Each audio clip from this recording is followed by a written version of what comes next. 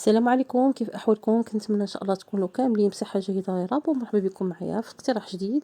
وإلا كنتو كتبعوا حمية أو كنتو من أصحاب داء السكري أو كيعجبوكم الكيكات اللي كيكونوا صحيين، هاد الكيكة هادي البنات كتجي هائلة، كتجي رائعة. شخصيا أنا هي اللي يعني عندي كنستهلكها بزاف، وحتى وليداتي كتعجبهم لأن بالفعل كتجي رائعة، كتجي خفيفة بمكونات بسيطة متوفرة في كل بيت. واللي ما هو مهم أن ما فيهاش دقيق أبيض، وفي نفس الوقت ما فيهاش سكر، كتجي هائلة.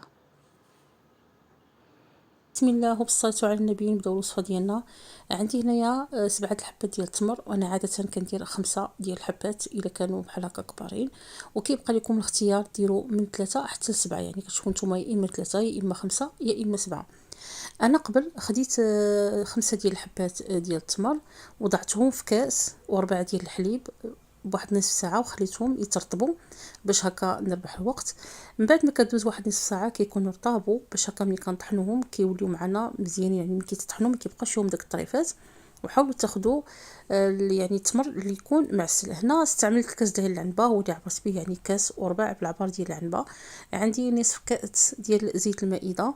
ومن بعد غادي ندرج معكم باقي المكونات، وغادي تلقوهم ان شاء الله في صندوق الوصف مكتوبين بالتفصيل. كناخذ الغراب فين غادي نطحن هذا التمر مع هذا الحليب، ويكونوا واخدين درجه حراره المطبخ، يعني ما ديروهمش في الثلاجه، وكنطحنهم. هنا يمكن لكم تستعملوا بدل البراميكسو تستعملوا الخلاط الكهربائي اللي حنا كنطحنوا به العصير. كنطحنوا داك الحليب مع داك التمر حتى كيتطحن مزيان.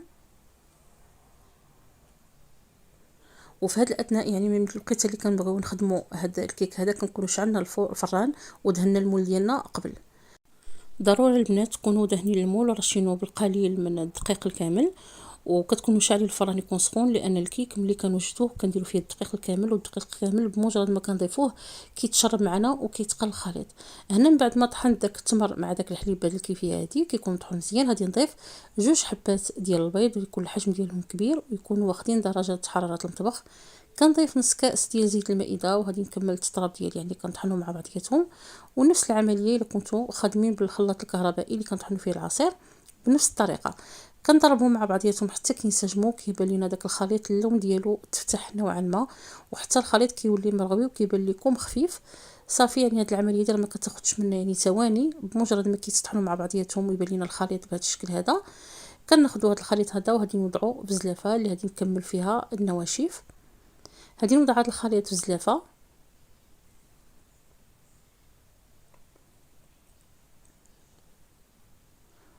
ومن بعد غادي نضيف له الدقيق الكامل كيف سبق لي في اول فيديو.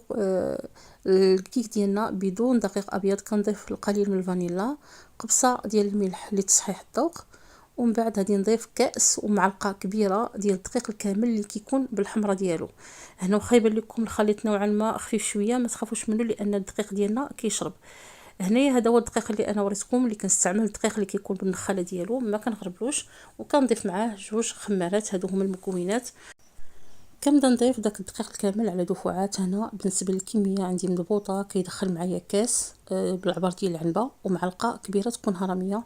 هذه هي الكميه اللي انا كيدخل معايا. الا كانت الحبه ديال البيض عندكم صغيره غادي يدخل معكم كاس فقط. كنبدا نضيف داك الكاس ديال الدقيق شويه بشويه، يعني على دفعات حتى كنسالي الكاس. ومن بعد غادي نضيف معلقه كبيره، ومن بعد غادي نضيف داك 2 خمارات. هذه هي الكميه اللي دخل معايا ديال الدقيق الكامل. كيف شفتوا كيك اللي ساهل وبسيط، ما فيش واحد التعب، وكيوجد بسرعه، ما كياخذش معنا واحد المجهود، وصحي. والمذاق ديالو البنات كنتمنى انكم تجربوه، كيجي اكثر من رائع. كنضيف الخمارات، هما اخر حاجه غادي نضيفهم. كنخلطهم كيسبق لي قلت لكم انا في هذه المرحله هذه قبل ما نبدا معكم الكيك شعلت الفران على عافيتكم توسط حتى كيسخن، وخديت المول ديالي دهنته بالقليل من الزبده او دهنوه بالقليل من الزيت، وفرشت ليه ورق الطهي، وكنرش الجوانب ديال المول ديالي بالدقيق الكامل اللي هذا اللي خدمت به. هذا هو الخليط، كتشوفوا راه كيجي نوعا ما خفيف واحد شويه، ما تخافوش منه لان مازال كيشرب. داكشي علاش كنقول لكم يعني ضروري يكون داك الفران شاعل قبل، ويكون المول عندنا مدهون. هنا خديت المول ديالي ديال 22 سنتيم، كيف يمكن لكم تستعملوا حتى ديال 20 سنتيم الا بغيتو يجيكم شويه عالي. كندير الخليط ديالي. وهنا السيدات الا ما بغاوش يزينوا الوجه، بغاو يضيفوا ليه مكسرات في الاول، يعني ملي كنديروا داك الدقيق الكامل يمكن لكم تضيفوا القليل من الكركاع هكا يكون مهرمش وتخلطوه معاه وطيبوه مباشره وتكتفيوا. كيبقى لكم الاختيار، اللي بغا يديروا كما هو يعني بدون تزيين يطيبوا كما هو، حتى هو ما شاء الله كيجي رائع وكيجي المذاق ديالو بنين. وهنا غادي نشارك معكم طريقتي انا اللي كنزين بها الوجه، كيعطيه واحد المذاق وكيجي زوين.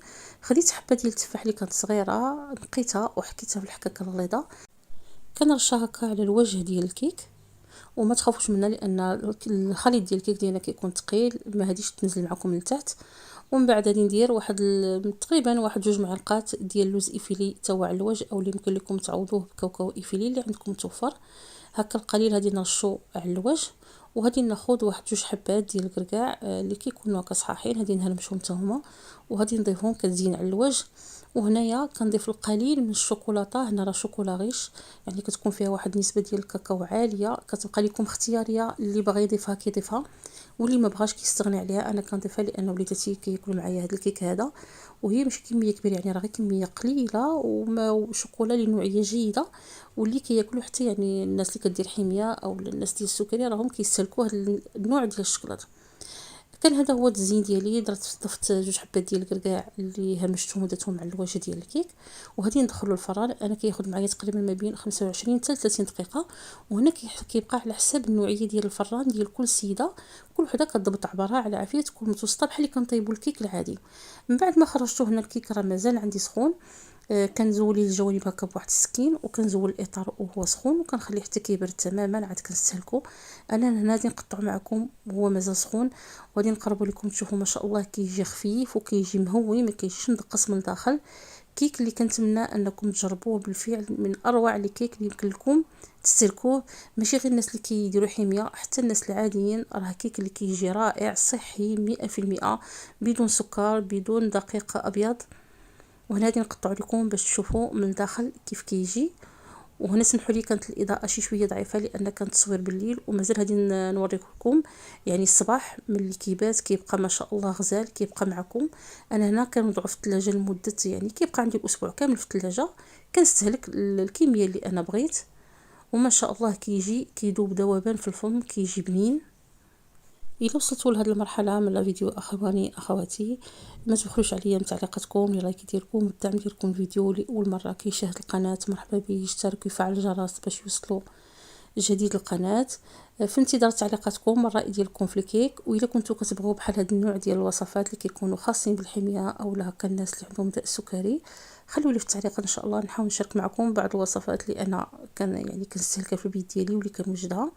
هنا هاد الكيك هذا يعني الصباح صورته لكم من جديد باش تشوفوا ما شاء الله ملي كيبات كيبقى محافظ على داك الرطوبيه ديالو، كيجي كيذوب ذوبان في الفم، يمكن لكم تحتفظوا به حتى الاسبوع في الثلاجه كيبقى غزال. نتلاقاو ان شاء الله في وصفات قادمه، والى اللقاء.